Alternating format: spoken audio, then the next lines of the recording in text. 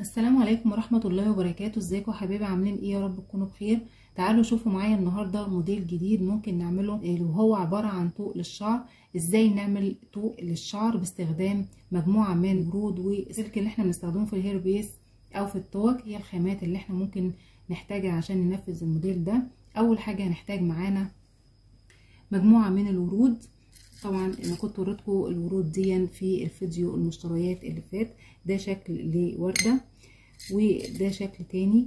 انا كنت وريتكم 4 اشكال للورود اللي احنا ممكن نستخدمها في ان احنا نعمل طوق او ان احنا نعمل الهير بيس. وده شكل تالت للوردة. ان احنا معانا 4 اشكال من الورود احنا ممكن نستخدمها او احنا ممكن نشكل منها ان احنا نعمل طوق للشعر بالشكل ده كده. دول 4 اشكال ممكن ان احنا هنستخدمهم عشان نعمل طوق للشعر. وهنستخدم كمان السلك ده اللي احنا بنستخدمه في الهير بيس او احنا ممكن نستخدمه في الطوق، وده اصغر مقاس. هنستخدم كمان اللي هو الخرز، الشكل ده اللي هو خرز السنبلة، بيبقى حلو جدا برضو في الشغل. ده خرز السنبلة. وهنستخدم كمان معانا اللي هو الالماظ. ده شكل الالماظ اللي احنا ممكن نستخدمه برضو، بيبقى شكله حلو ومميز. الشكل ده احنا ممكن نستخدمه في الاطواق برضو، بيديله شكل جمالي وبيبقى قيم وشكله حلو. هنحتاج معانا طوق. ممكن احنا نستخدم طوق كده اللي هو كنت انا قلت لكم برضو في فيديو المشروطين. احنا ممكن نجيبه عليه ستان كده بالشكل ده، او احنا ممكن نجيبه معدن بالشكل ده. وممكن ان احنا نغلفه بالستان باللون اللي احنا عايزينه ونبدأ ننفذ الموديل. هنحتاج معانا اي شريط ستان عندنا موجود عرض 1 سنتي، يعني ممكن نستخدم الشكل ده او ممكن نستخدم اي لون. يعني بنقطع حوالي 3 سنتي منه بالشكل ده. هنبدأ ان احنا نستخدمها معانا في الطوق. وهنستخدم معانا القصافة. اول حاجة هنعملها ان احنا هنجيب السلك اللي هو اصغر مقاس ده اللي هو تقريبا 50 مللي، وهنبدأ ان احنا نحط فيه 3 من الخرز اللي هو السنبلة. هنبدأ نحط منه 3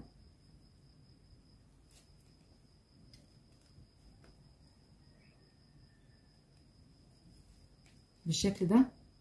بعد كده نبدأ نعمل ايه؟ هنبدأ نسيب مسافة كده بالشكل ده كده من السلك، وهنبدأ ناخد الجزء اللي هو في الخرزية اللي في النص دي، وهنبدأ ان احنا يعني نعملها زي الهير بيس كده. نبدأ ان احنا نضغط عليها كده او نضغط على السلك اللي معانا، وبنبدأ ان احنا نبرمه زي نفس فكرة الهير بيس بالشكل ده كده.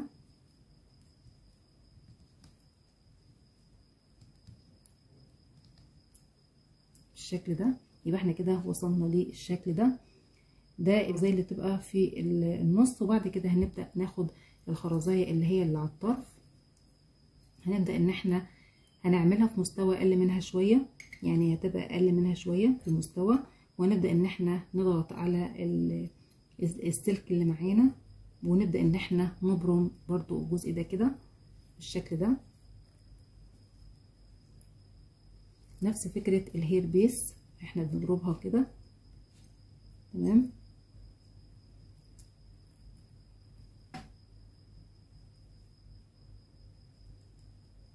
احنا وصلنا للشكل ده. ده الجزء التاني من الخرز في السلك استخدمه في الطوق. وهنجيب الجزء اللي هو او الخرزة التالتة برضو احنا هنبدأ ان احنا نطلعها كده جنبهم كده، وبرضو في مستوى اقل من اللي هو في النص، بحيث تكون ان في النص دي اعلى والاتنين اللي على الطرف في المستوى اقل منها. وهنبدأ ان احنا نبرم كده الجزء ده كده، نلفها حوالين بعضها بالشكل ده كده، بحيث ان هي تدينا الشكل ده. يعني هي كده في فكرة الهير بيس، او طبعا احنا بنستخدم الجزئية دي في الهير بيس كتير. هنبدأ ان احنا نلفها مع بعضها كده.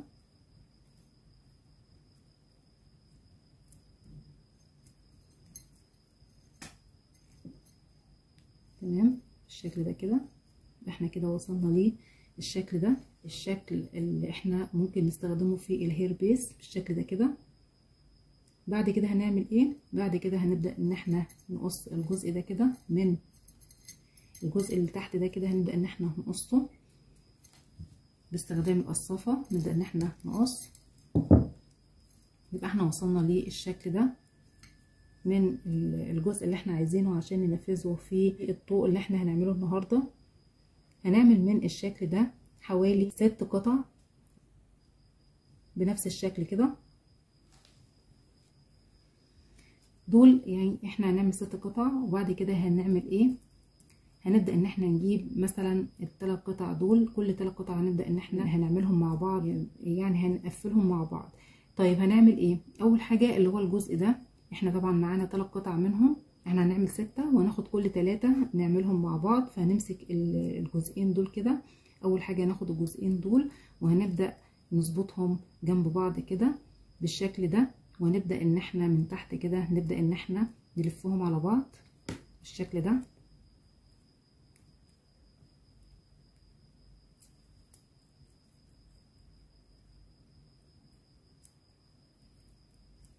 يبقى احنا وصلنا للشكل ده، الشكل ده كده. بعد كده هنجيب الجزء الثالث، طبعا دول جزئين، هنجيب الجزء الثالث وهنبدأ ان احنا نثبته من الناحية التانية. نبدأ نثبته من الناحية التانية بالشكل ده كده، وهنبدأ ان احنا نبرمه او نبرمهم من تحت على بعض كده بالشكل ده.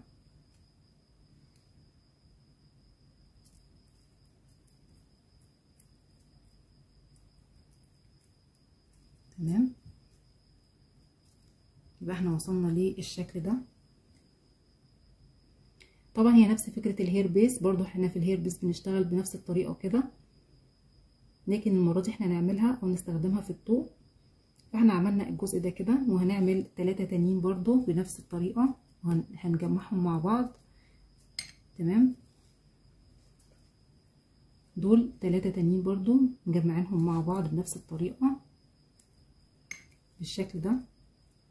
يبقى ده احنا كده عملنا جزء، جمعنا جزء مع بعضه بالشكل ده.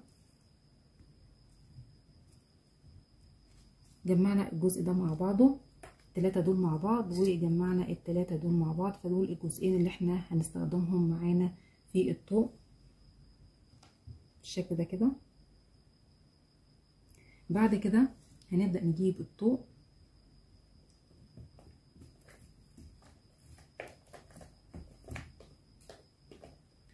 ممكن نستخدم اي شكل من الاطواق الموجودة عندنا. نستخدم مثلا الشكل ده. هنبدأ ان احنا نجيب الجزء كده الاولاني ونثبته كده. هنبدأ نثبت الجزئين دول على الطوق من الجنب، يعني على شكل فلونكة كده. هنمسك الجزء ده كده ونمسك الجزء ده بالشكل ده كده على الطوق بجنب بعض كده. نبدأ ان احنا نظبطه، يعني هنحطهم جنب بعض كده بالشكل ده. تمام. وبعد كده نبدأ نعمل ايه؟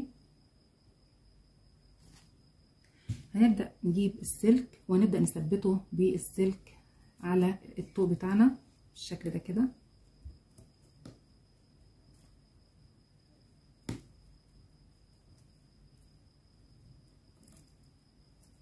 نبدأ ان احنا نلف عليه السلك في الجزء اللي هو في النص ده.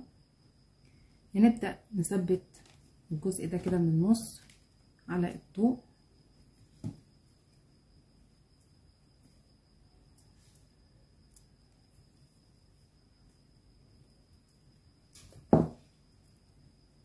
هنبدأ ان احنا نكمل الجزء ده بحيث ان احنا نثبته بالسلك ده. نبدأ نشد كده واحنا بنعمله بالسلك. تمام. وطبعا اخر لفة تبقى فوق، يعني هنخلي طرف السلك فوق. وبعد كده هنبدأ نقص الجزء ده بالقصافة بالشكل ده كده. يبقى احنا وصلنا للشكل ده للطوق. احنا وصلنا للشكل ده كده للطوق بتاعنا اللي معانا، يعني احنا ما عملناش فيه اي فكرة غير ان احنا عملنا كده. طبعا احنا مش هنسيبها بالشكل ده، احنا هنكمل الجزء ده طبعا اللي في النص ده، يعني ما نبينش السلك ده كده. فالمفروض ان هو احنا هنبدأ نغلفه بجزء من الستان. ممكن نحط اي شكل ستان عندنا، ممكن نحط الستانة دي او ممكن نحط ستانة بنفس الشكل او بنفس اللون اللي هو بتاع الطوق اللي هو الموف، بنفس الدرجة بتاعته كده. بتديله شكل جمالي بالشكل ده كده.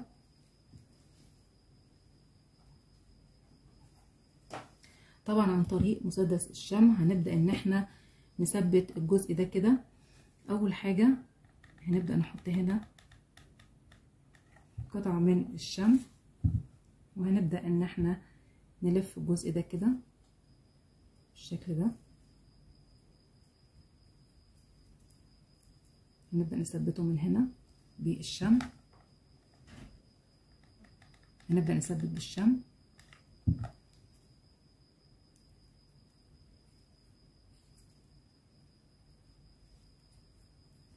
واحنا كده وصلنا للشكل ده كده للطوق. الجزء اللي في النص ده كده ما عادش باين لان احنا كده حاطين عليه جزء من الستان وادانا الشكل ده كده.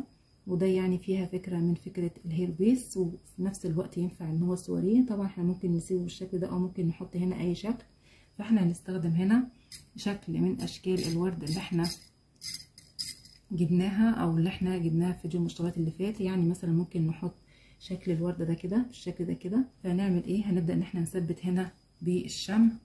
هنبدا نحط نقطه شمع كده في الجزء ده ونثبت هنا الورده دي. الورده اللي احنا كنا جبناها في فيديو المشتريات بالشكل ده كده. شكله حلو جدا وينفع للمناسبه.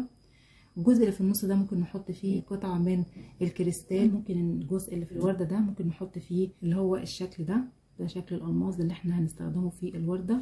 برضو هيديها شكل حلو جدا لما نحطه في الوردة. هنجيب برضو بالمسدس الشمع، هنبدأ ان احنا نحط هنا جزء او قطعة من الشمع، ونبدأ ان احنا نثبت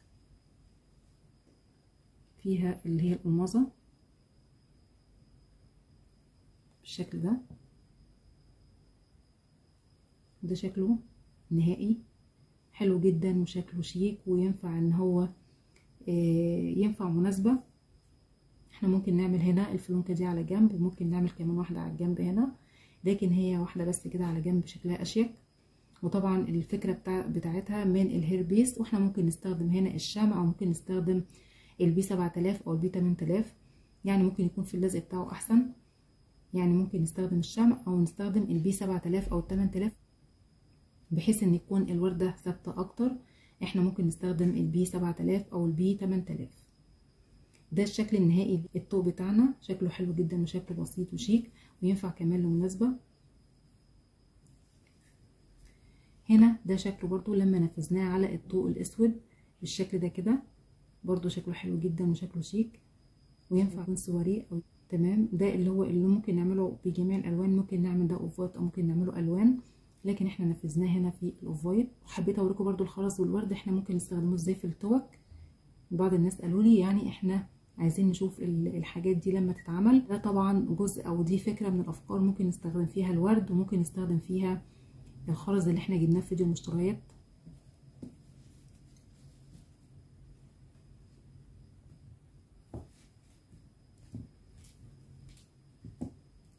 ممكن نستخدمه بالشكل ده كده.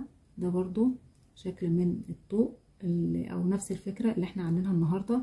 ده شكل تاني حلو جدا برضو وينفع لمناسبة او ينفع سواريه. احنا برضو هنا استخدمنا الفكرة بتاع الهيربيس في الجزء ده، وحطينا هنا الوردة وحطينا فيها الجزء الالماس. وهنا استخدمنا في الطوق اللي هو النص لولي بدأنا ان احنا نلزقه. ممكن نستخدم الشمع او ممكن نستخدم البي 7000 او البي 8000.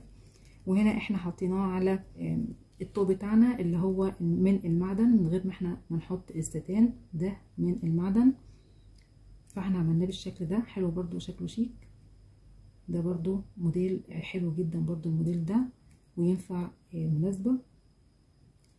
طبعا دي كلها اشكال تنفع سواريه. احنا ممكن نعمله يعني ممكن نكرر دي في الطوق كله من اوله لاخره يبقى بالشكل ده كده. برضو يبقى شكله حلو جدا، لكن انا بحب ان انا اعمل الخطوه دي في الجنب كده بس بتبقى شكلها احلى واشيك.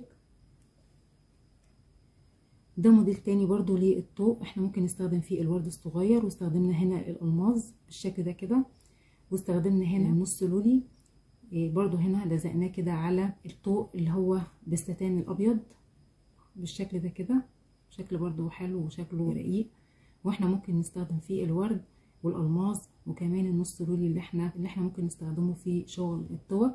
ده برضو موديل تاني للتوك.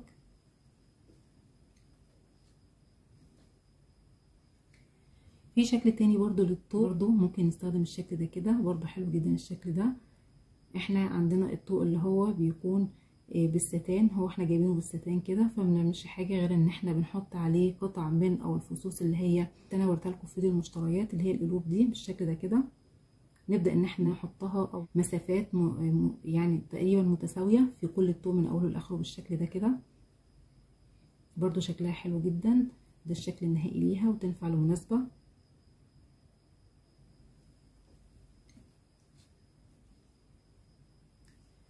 ده برضو شكل طوق تاني. احنا استخدمنا هنا اللي هو القلب الذهبي، ده القلب الذهبي استخدمناه برضو على الطوق اللي هو معمول بالستان بالشكل ده.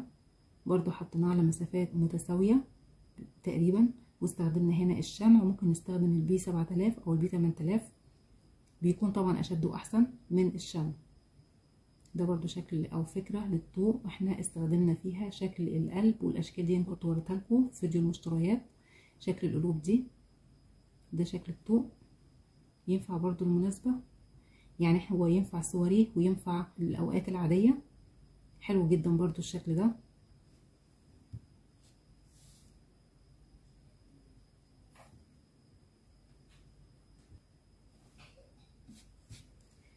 وده شكل تاني برضو للطوق ممكن ان احنا نعمله، حلو برضو، شكله حلو جدا وشكله رقيق.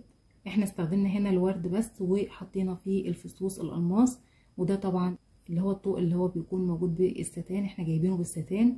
فاحنا كل اللي بنعمله ان احنا بنحط بس الورد ده كده في الجنب، وبنحط فيه الالماس كده بالشكل ده. ده برضو فكرة تانية ان احنا ممكن نعمل بيها الطوق. حبيت اوريكم برضو الاشكال اللي احنا ممكن نعمل منها الاطواق ونستخدم فيها الورود والخامات اللي انا كنت وريتها لكم في فيديو المشتريات، ازاي نستخدمها وايه هي الافكار اللي احنا ممكن نعملها. دي بعض الافكار اللي احنا ممكن نعمل منها اطواق للشعر. يا رب تكون الموديلات الجديده او موديلات الطوق النهارده عجبتكم. هي فكره بسيطه وسهله جدا، وكمان فيها جزء كده من الهير بيس، بحيث ان احنا ان شاء الله نعمل مع بعض الهير بيس. ولو عجبكم الفيديو واستفدتوا منه، ما تنسوش الاشتراك في القناه وتفعيل زر الجرس عشان يوصل لكم كل جديد. والسلام عليكم ورحمه الله وبركاته.